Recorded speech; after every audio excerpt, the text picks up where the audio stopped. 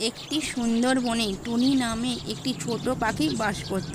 টুনি ছিল অত্যন্ত মিষ্টি এবং আনন্দময়।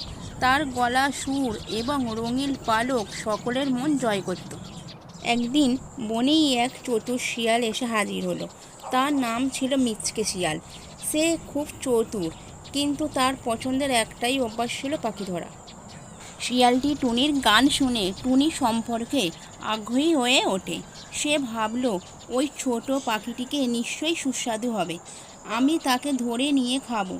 তাই শিয়ালটি টুনির কাছে গিয়ে বলল।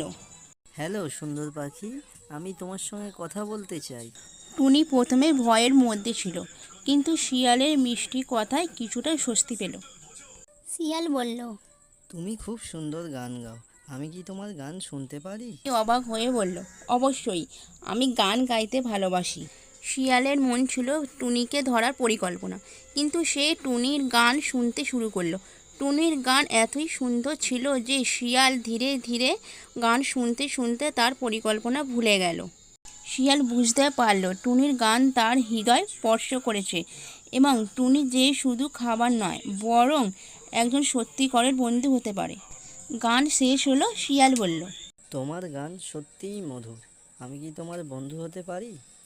আমাকে তোমার বন্ধু হিসাবে গ্রহণ করবে?